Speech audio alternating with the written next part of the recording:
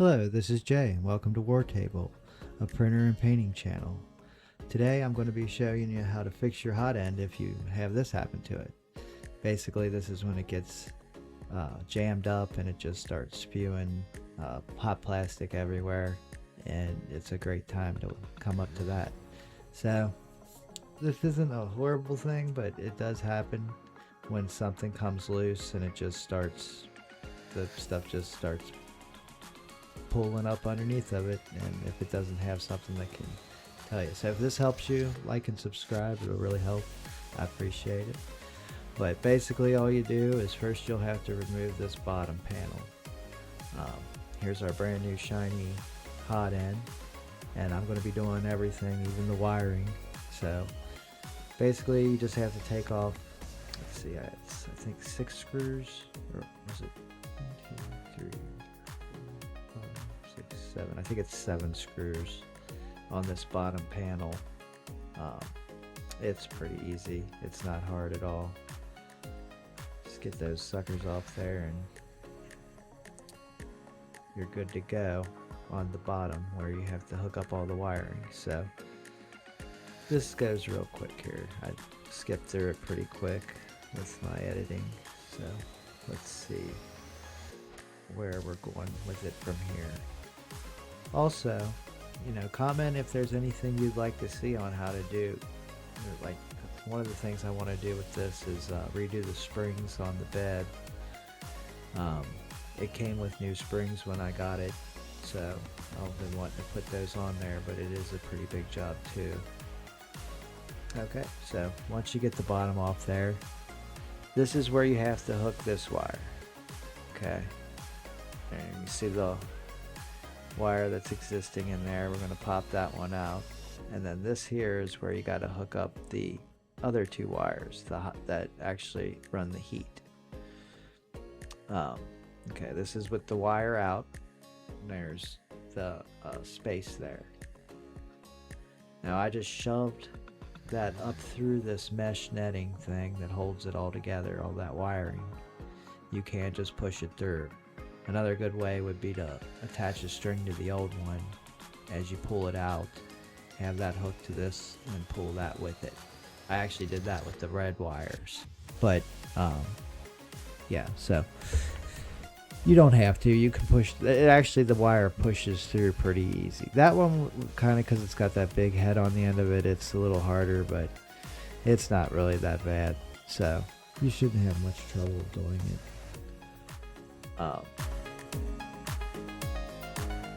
You just see here's the second part, because it's got to go through 2 of them. So, and then I just push that up into that, and voila, just keep snaking it through till it pops out. Boing, and then you got it. So then you just pop it in there. Just make sure it's lined up real good so you don't bend them prongs, because if you bend them prongs, you'll be in all sorts of trouble. Alright, just make sure it's in there good. And that's it with that part. Very simple, very easy. A lot easier than I thought it would be because I used to always just change out the hot end part with the thermostat with the old wiring, but this time it was the first time I ever had the plastic go everywhere like that, so there was no way I was going to be able to use that old wiring anymore. So I decided to, honestly, it works so good now that it's the only way I'm going to do it from now on. It's like this. So right here you got to unscrew those 2 screws. There's 2 screws here. You'll see me getting to them here. There's the one, and the one to the left I already did. I'd already loosened that and popped that wire out, but this is me getting the other wire. So they're both red wires. It doesn't matter which wire goes which hole. I actually tried it in both myself to make sure. It can go either way and it'll work just fine. Actually, like I said, it works even better now. So the main thing is, once you do get them out of there, is make sure when you get the new ones in that you got plenty of wire stripped off of it And also, of course, while you're doing all this, make sure it's unplugged. Don't leave it plugged in or anything, because if you were to like touch two ends of anything, you'll shock yourself.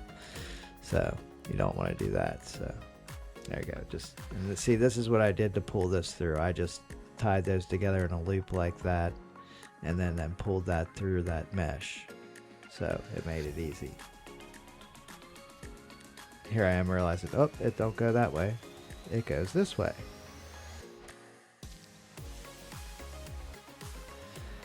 There we go. And then you just want to screw all those. Now there's one screw that's shorter than all the rest, and that goes up in that top right corner there, because that's a really small area and it doesn't have a lot of room for a screw. It's the only place that could go, or the best place for it, because you ain't going to get any of the bigger screws up in there. Okay, so now on the other end you got this. So what we're going to do with this now is you have to take two screws that from the old one, and there's two washers on those screws too, and you're going to put those back in with those washers on the outside there, and then just screw them in up there, and then tighten them up with a Allen key. There you go. No big deal. That's pretty easy, really. And as long as you make sure it's basically level when you're doing it, it should be fine. As long as that bottom's mostly level, you should be fine. Just don't let it be crooked or anything. And there's two screws too, two small screws, of course, that hold this on.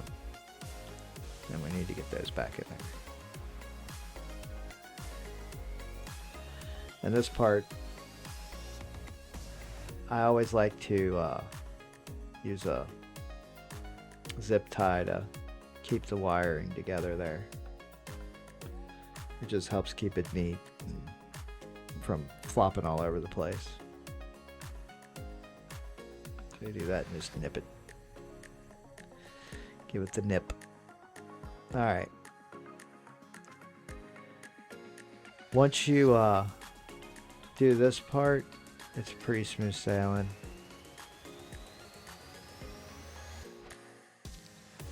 I always like to put the screw on the end of the Allen key first with this, and then just stick that up in there. And I always start the right one first, because it seems like it's the easiest way to get that thing to go back on, because the left one, for some reason, it's hard to start that one first. And I can always get the right one to start first pretty easy, and then get the left one to go in pretty easy after that. And then just tighten them all up.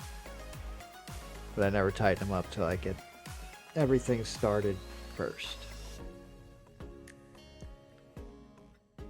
That's always a good rule of thumb with tightening screws on stuff that's all got multiple screws holding it on. Okay, and then you're going to want to put your Bowden tube end onto the new thing. And then here's my benchy I printed right away afterwards to show how good it works now. And I mean, this benchy came out perfect. It had no stringing. The top of it was just breathtakingly perfect. That's the best benchy I ever printed.